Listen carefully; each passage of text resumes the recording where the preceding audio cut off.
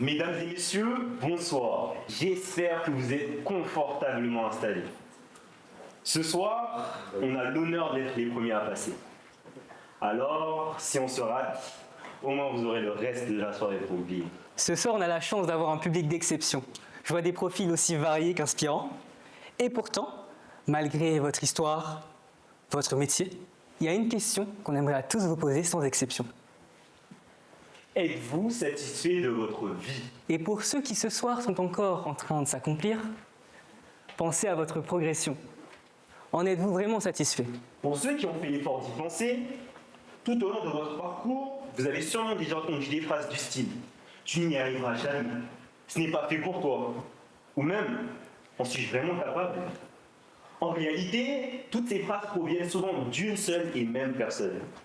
Celle de cette petite voix que l'on connaît tous ici. Elle est partout. Elle erre dans chaque recoin de votre esprit. C'est elle qui doute, qui critique, qui détruit même. Parfois, elle vient de nous. Parfois, des autres. Ainsi, ce soir, nous avons décidé d'ouvrir une audience où vous, public, serez juge.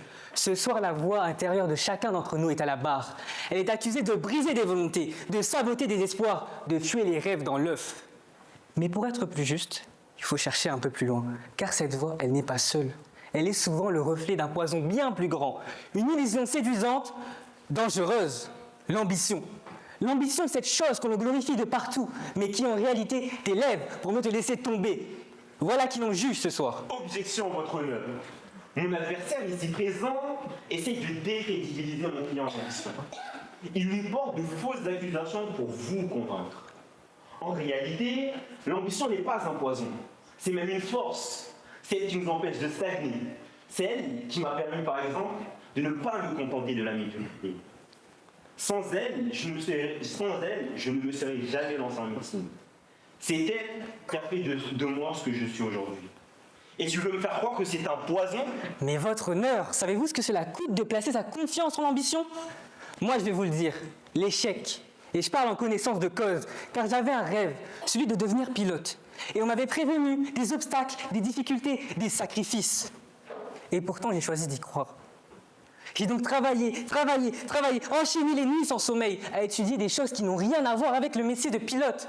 Du style, un endomorphisme. Vous savez ce que c'est qu'un endomorphisme? Eh bien moi-même, je ne sais pas ce que c'est, or que pendant des mois, j'ai travaillé là-dessus. Pour qu'au final, quoi? Que le soir des résultats, un mot suffise à détruire tout ce que j'avais bâti. Refusé. J'avais échoué à mon concours. J'étais seul face à mon échec.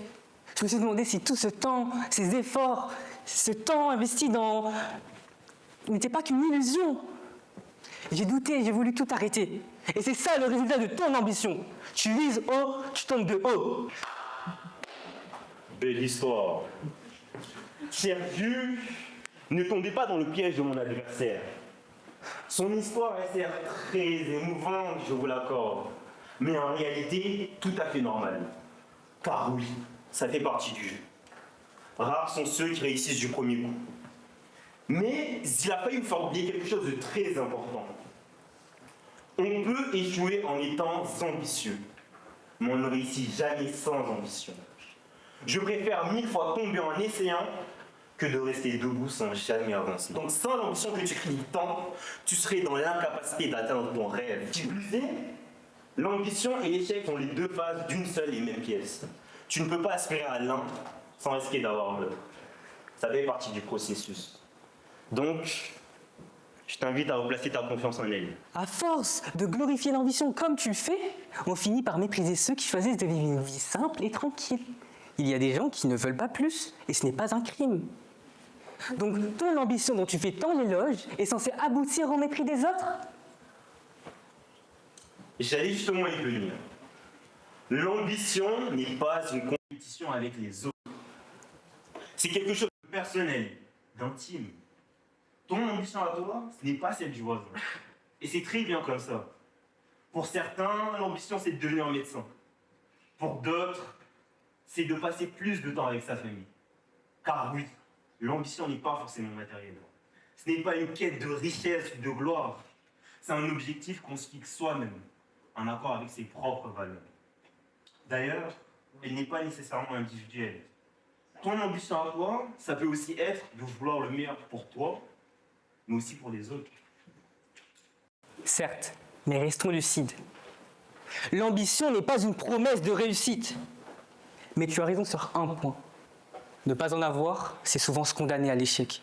Je trouve ça dommage de voir des gens qui ne sont pas satisfaits de leur vie, mais qui pourtant, jour après jour, continuent à répéter des gestes vides de sens. Ils pourraient espérer mieux. Ceux que je veux toucher avec ce discours, ce sont eux.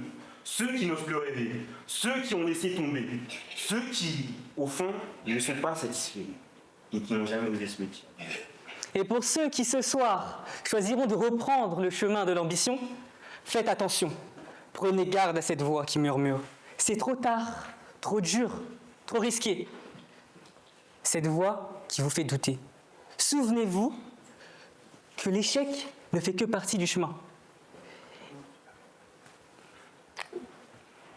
Ce n'est qu'un chemin, non, c'est qu'un passage. Et que souvent, il signifie juste que vous êtes sur la bonne voie. Très bien vu, c'est ainsi que l'audience touche à sa fin.